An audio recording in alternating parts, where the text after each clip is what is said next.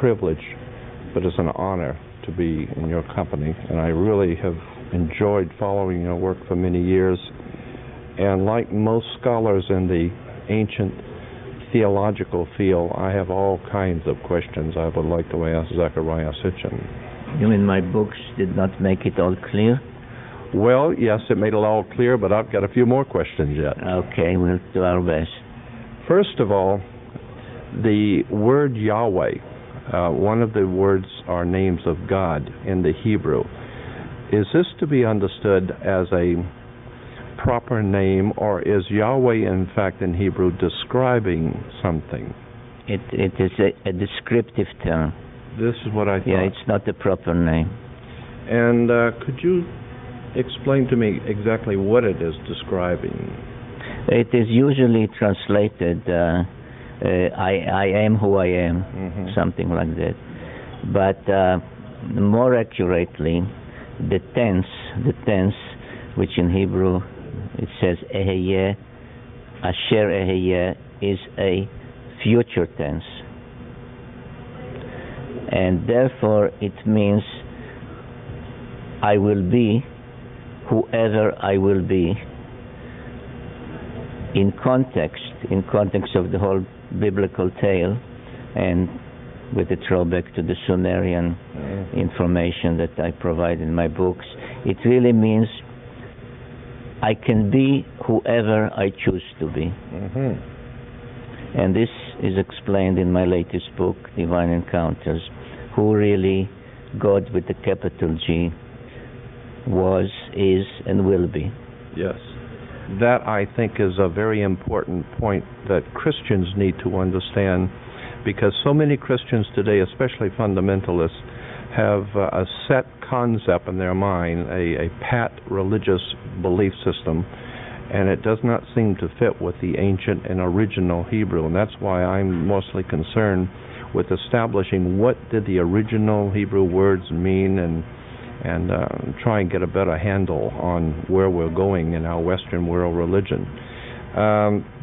There was a professor I heard once talking about Yahweh and why I was interested in it, and he said it also implied stored power that when it is released, it has something to do with power being released, the creative power being released. Does that? Well, that would not flow from this term, Yahweh. That is whatever, an expansion into this particular professor's theology or beliefs. But obviously, if you contemplate, first of all, with the logic that God granted us, God with a capital G, you would say the following. Well, here we are on this planet called Earth by us, and intelligent life evolved here, according to the Sumerians, helped along a little by the Anunnaki from Nibiru, but there was evolution, which is, by the way, described very scientifically in the first chapter of Genesis.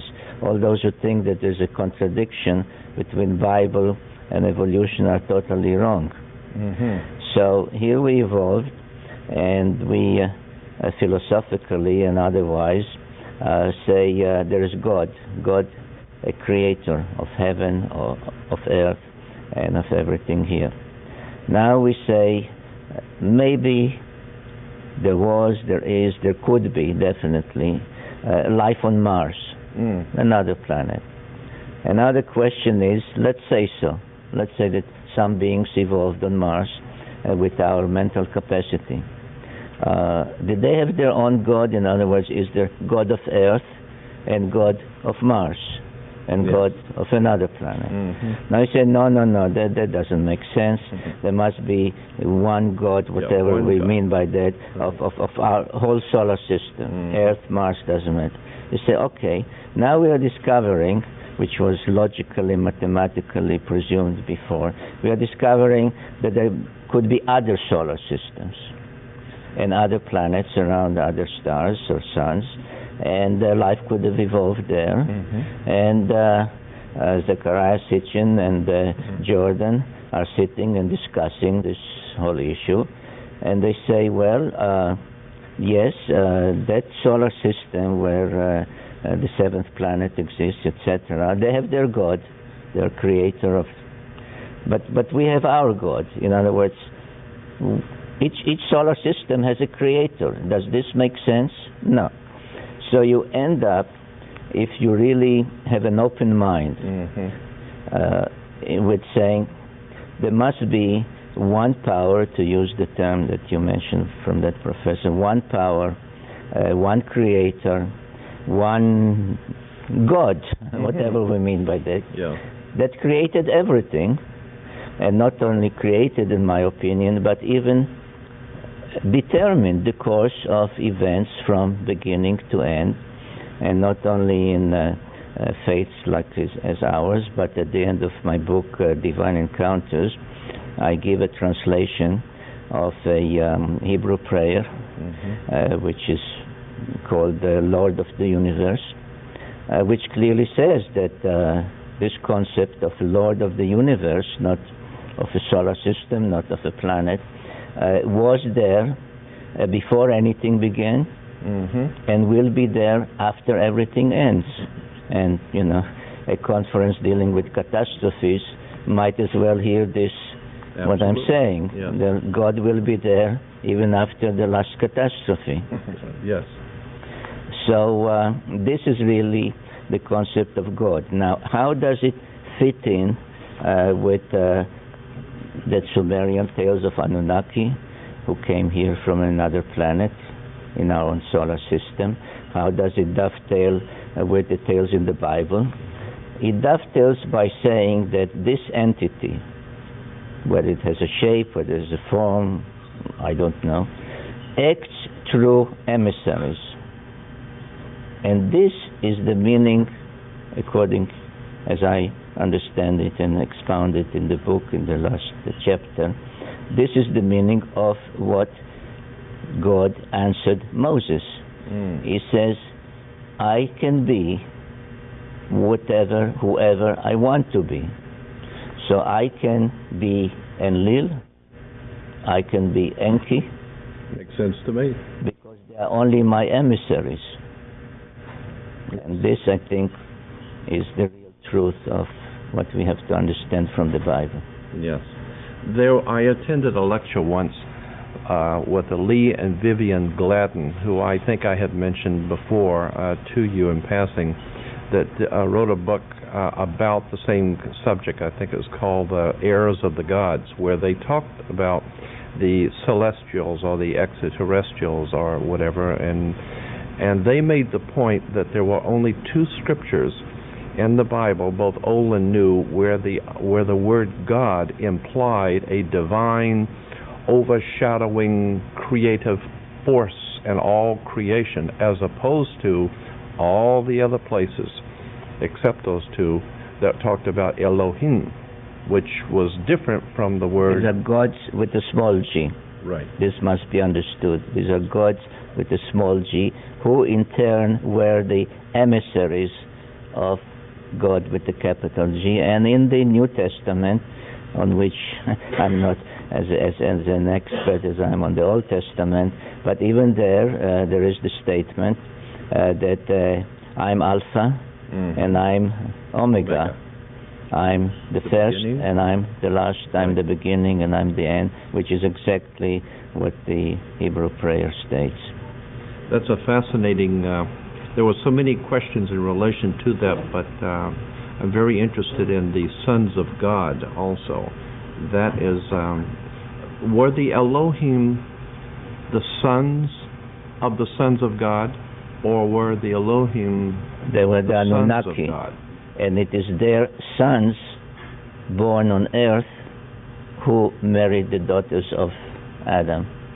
So then we could say then what you're saying is the Elohim were the ones that in the Hebrew is referred to as the sons of God.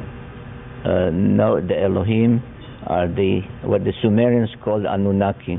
Okay. Those who from heaven to earth came. They are Elohim in the Bible. Indeed, when you encounter this term and mostly in connection with the so-called pagan gods that are also called Elohim in the Bible. Indeed, at some point, Joshua gives the Israelites, before they cross the Jordan into the promised land, they say, you now have a choice, like make up your mind. Do you want to follow the Elohim of Egypt? Do you want to follow the Elohim of Mesopotamia?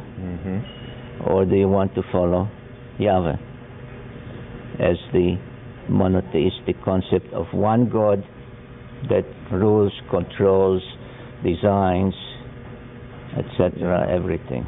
You know, the prophet Daniel in the Old Testament, I think it's 4:23 in Daniel, says that he was given a vision by God where he saw the earth, and it was in a total, the words were a desolation, a destruction and a desolation of the world, in a vision taking him back to an ancient time. Can't remember exactly how the words were in Daniel, but that reminded me of Genesis 1:2, where it says that God created the heavens of the earth, or Elohim created the heavens of the earth, and the earth. I raise my hand to tell you that. I mean, indirectly, you raise a very, very fundamental question for biblical scholars, and that's for theologians. In Hebrew, the sentence, the verse says, Bereshit, which is translated in the beginning. Elohim, God, created the heaven and the earth. And many, many theologians, for generations, even goes back to Talmudic times, even the time of the temple, the second temple, asked, how could it be that the story of creation, of beginning, starts with the second letter of the alphabet, the bet, the beta, the B, and not with the first letter of the alphabet, the aleph, the alpha? It just beats logic, beats your beliefs. And what I show in my book, the latest one, Divine Encounters, is that if you add the aleph, which may have dropped somewhere along the rewritings, etc., of the Bible, it becomes that not Bereshit, Av Reshit, the father of beginning, created Elohim, the heaven and the earth. Oh, okay. So the supreme creator created the Anunnaki, Elohim, the heaven and the earth. And that is a whole different subject. That I really hope that through this interview and all the exposure that it will thus give, that those who have the say in these matters would really consider this suggestion by me, that if you add the aleph, you give a whole new dimension to this first sentence of the first book of the Bible. Very, very interesting, very important, I feel. The second scripture, where it says, and in that time God created the heavens and the earth was without form and void. I am told, as I have researched this, that it can be equally and legitimately translated a different way. Rather than the earth was without form and void, it can be translated the earth was a waste and a desolation, or became a waste and a desolation, implying that there was already an earth situated, then came a great destruction, and then the earth became a waste and a void. So that the implications from what I can gather is that Genesis 1:1 is saying what you have established, and then Genesis 1:2 is saying that the earth that we have today is a recreation or a new situation because it was an earth in former times that was destroyed? Well, there are these interpretations of how to understand that verse, but of course there is a Sitchin interpretation. Right. Because it is clear, not just to me, to all scholars, that the story of creation and then continuation, the Tower of Babel, the Garden of Eden, and of course the deluge, the Great Flood, are really versions, concise versions based on the earlier Sumerian writings. People have to remember that Abraham was a Sumerian, and therefore that if these are versions of the Sumerian epic of creation, and Enuma Elish, then the words Tehom Rabbah, which are translated as chaos and all the other terms that you have mentioned, really refer to Tiamat, Rabbah, Tiamat the Great Tiamat, and therefore it is precisely what the Sumerian texts say, that there was another planet and that perished in the celestial battle and the collision, and therefore the interpretation that you mentioned, though it is not linked to the words or to the name Tiamat, links to the same meaningful result. In other words, that Earth is the result of a celestial catastrophe. There was a catastrophe from which our planet Earth emerged. came from. Right. Yeah. So it leads to the same conclusion in different ways, and maybe it's good that two approaches lead to the same conclusion. Yeah, I have always felt that there was most likely another civilizations, ancient civilizations, even before, and this is just my own conjecture, even before the ones that we know of. Definitely, you're absolutely right on that, because even according to the Sumerian tales, and especially, many texts, but especially the so-called King List, that deals with the cities, pre-antediluvial cities, and with the 10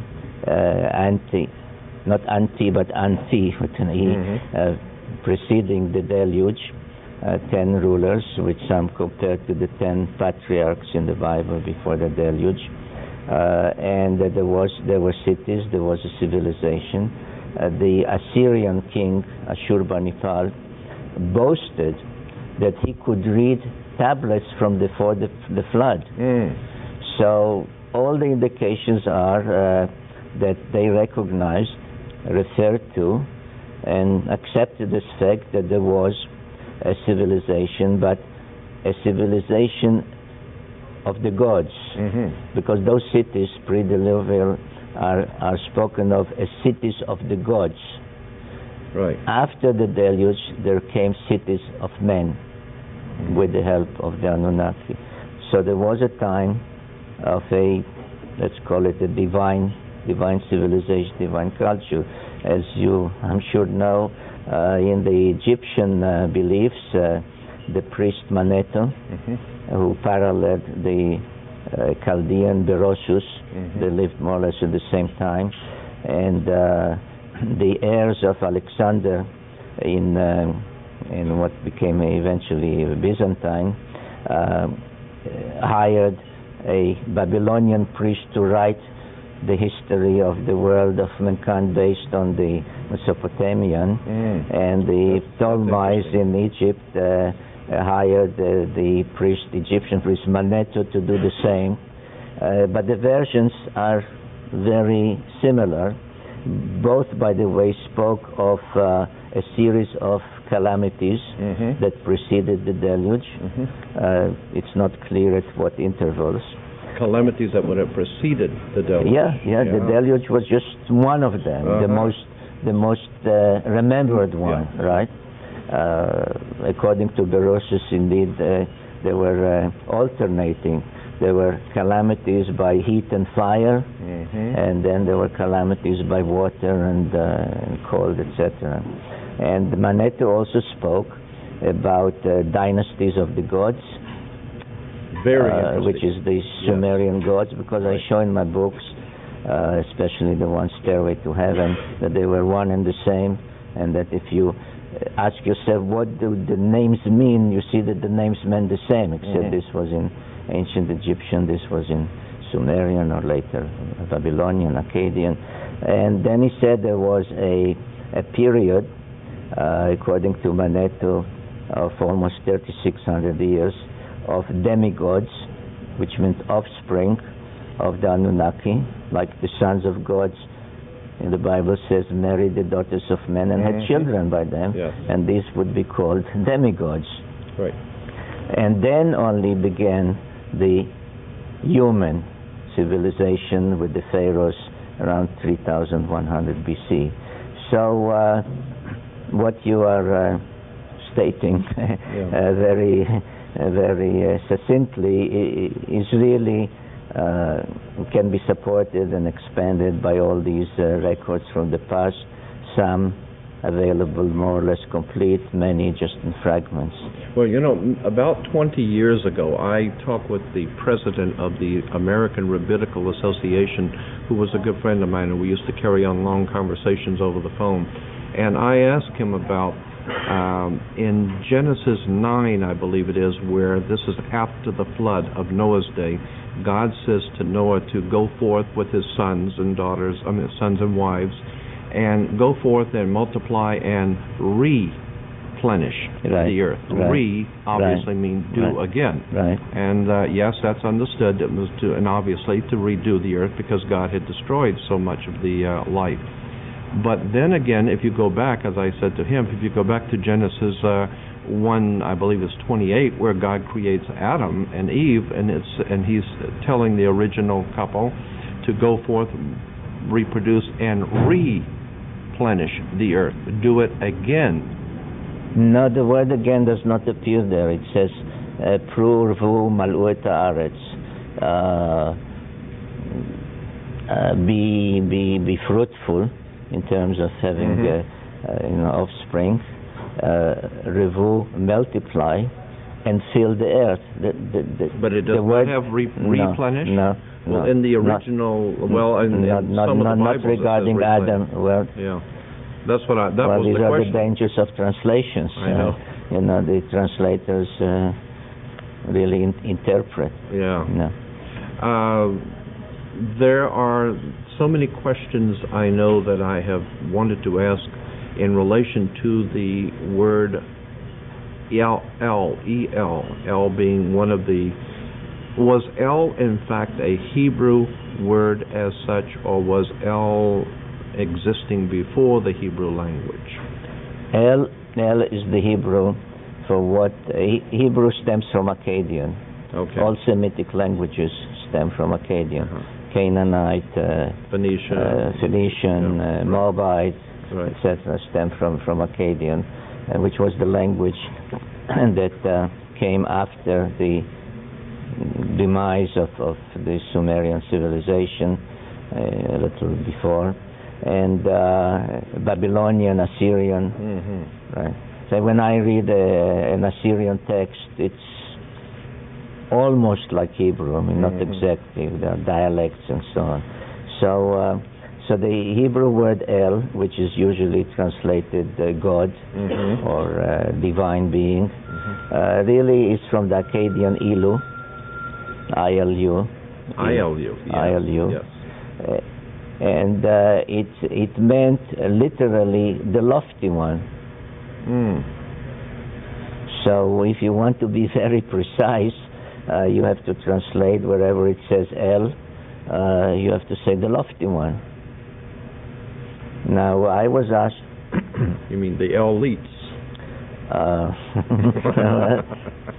The lofty one. You never know. You That's never right. know. Maybe elite comes from that. Yeah?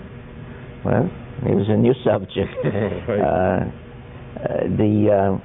I was asked, for example, by my brother about, he says, well, if Yahweh told Moses, who persisted to know, what is your name, he said to him, call me, whatever, or he really told him, tell the Israelites that Ehyeh asher ehyeh, whoever I want to be, I'll be sent you to be my spokesman, emissary.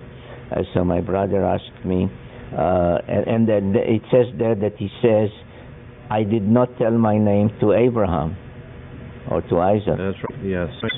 So my brother said, so when Abraham referred to whoever told him, leave your home, go to Canaan, do this, do that. Who was he talking to? When he went to his wife, when he went to Isaac, and said, I'm supposed to take you to Mount Moriah. Who did he say? Who did he say told me that? Yeah. Good question. If he had no name.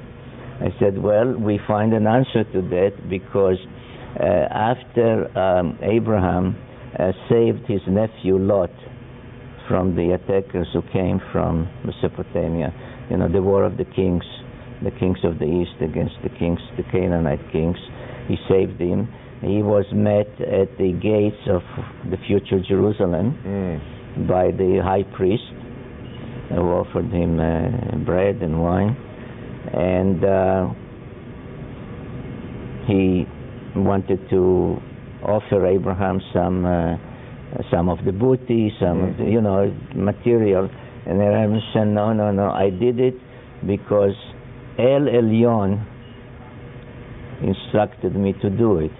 El Elyon means the supreme El, not the lofty one, which would be an Anunnaki, but the one who is above them, which takes you back to God with the capital G, etc., etc. I'm so very appreciative of your time, but I really have to ask you something that's important to me. In my particular work in examining the occult or hidden symbolism in our modern-day religious and political movements, I became fascinated about 20 years ago with the symbol of the sun as it is used by the secret societies, the fraternal orders, and especially in our political and religious symbolism today. It was fascinating to me that the sun, when you brought up that what we're talking about, or it was, I guess David Talbot even talked about the sun being Saturn, but the sun has been used, that sun symbol with the winged sun, you brought out, was the symbol of the Anunnaki? And the symbol of Nibiru, of the so-called 12th planet. All right, so that implies... Because as I showed you on these monuments, which I showed just two of them, I could choose many more. And that symbol, by the way, also appears on Egyptian monuments and Hittite monuments. Yeah. Right, this was the symbol connecting the king, the priesthood with their gods, with the small g. That was the symbol of the planet. And as I showed on the same monument, which gives the 12 members of the solar system, you definitely see the sun, with its rays, totally separate, and the symbol of what's called the winged disc. And Earth, so you see them simultaneously together. On the same depictions, which are repeated and repeated, and you see Earth as the 7th planet. In many instances, you see Venus as the 8th planet with 8 rays. You see Mars as the 6th planet with 6 rays. So everything corroborates what I've written. Well, the sun, as I said, is a particularly important symbol to me because I see it in so many political and religious depictions and symbols. And of course, with the coming of Christianity, the concept that the Messiah is God's son, and I believe that there can be a comparison made between the ancient veneration of the sun, S-U-N in our language, as opposed to a veneration of the individual, S-O-N. And I think probably that has some problems with our languages and interpretation. But what do you think about the symbol of the sun itself any importance to the ancients, like the Sumerians, etc.? Well, if you're talking about the winged disc, then this stood for the planet from which the Anunnaki came. In Sumerian times, with the ensuing Babylonian and Assyrian, the sun god, Utu in Sumerian, Shamash in Hebrew and all the other languages, was not a significant deity at all in the hierarchy. The Shamash, according to the Sumerian, and therefore further on believed by the Assyrians, Babylonians, and others, was the son of the god that in Akkadian is called Sin, not from sinning, but really was from Sumerian Suen, and he was the moon god. So according to these hierarchies, Shamash was the son of the moon god. Not so when it came to Nibiru. The ruler of the Nibiru stood at the head of the pantheon. So the pantheon had to do with the Anunnaki, from where they came, and the ruler there was the head, and his symbol was the winged disc. So this really has to do with all these misconceptions about who the ancient peoples really worshipped, whether that's it what was I'm trying to get to, and many books written, especially at the end of the 19th century and the beginning of this century, say they were these or that people were sun worshippers, and this was a sun religion, and the Egyptian called Ra. Some say Re, but it's Ra. I mean, the same people who spell it Re, R-E, then go and write the name of the pharaoh Ramses. Ramses, which means issue, emanating from Ra. So when they say the name of the pharaoh, they say Ra, but when they say the name of the god, they spell it Re. So it's Ra, because it also appears in the Bible. So they say he was the sun god. He was not the sun god. He was the god who came from the planet of millions of years, which is the parallel of Nibiru. A planet, definitely planet, not the sun. So there's so many misconceptions that it may take a century to get rid of, because it's an accumulation of 2-3 centuries of research. In my collection, I have about 4 or 5, I think it's 5, 2 of them are doctoral theses, and others are articles, long extended articles appearing in the Middle East on the word chief cornerstone. And I picked up on that. That was a fascinating study, where the word chief cornerstone is translated from the Hebrew when it appears in Hebrew, which is, I think, Psalms 118:22, where Messiah is referred to as the chief cornerstone. While in the Christian Greek scriptures of the New Testament, the Messiah or Jesus is referred to twice as the chief cornerstone. That word chief cornerstone, what does that actually imply for the Messiah in both Psalms and in the Greek? Have you? It is not cornerstone. In other words, when you lay the foundation, you have a cornerstone. Right. It's the apex stone. Rosh Pinah, the head where the sides meet, like in a pyramid, the apex stone, the top stone, the one that is really the conduit to the heavens. Yeah, because that's what these articles were all saying. Everyone was saying it was the pinnacle of a pinnacle. Pinnacle, yes. But not foundation stone on the ground. Now, the big question, of course, obviously is going to be, on the back of the $1 bill, of course, is the Egyptian pyramid with the 72 stones of the 72 names of God, I believe. But the implication with the apex floating heavenward, right? Yeah. And if that is which is the Masonic symbol, that's right. But it is also, as you brought out, the word actually in Hebrew in Psalm 118, which means the peak of the pinnacle. The pinnacle And remember, stone. even in the New Testament, when Satan takes Jesus to the temple to tempt him, the Scripture says he takes him up to the pinnacle of the temple, to the point of the temple. I am totally sure that there's a lot of symbolism that the early... Yeah. I think we should rewrite the Bible in English, not in Hebrew. That's very important to me. I was thinking about a new translation based on my understanding of it. I think that would be absolutely important for so many people in the Western world to get a better grasp on the symbolism, the implications of the original words, where they came from, and just get a new understanding from where all of this came. Well, with your help, yes, I would love to do that. May come to be.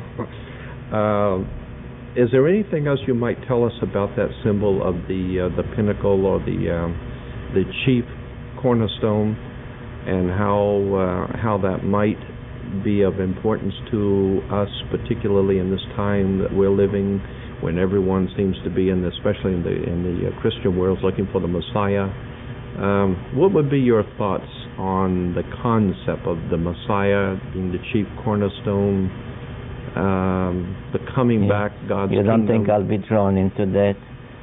No. I don't... no. Oh, okay. You tried. Okay. All right. Because I will go on record as saying I think that there is an entire story here that needs to be looked at. This whole concept of a coming kingdom of God, the Messianic kingdom, the chief cornerstone, the ancient gods.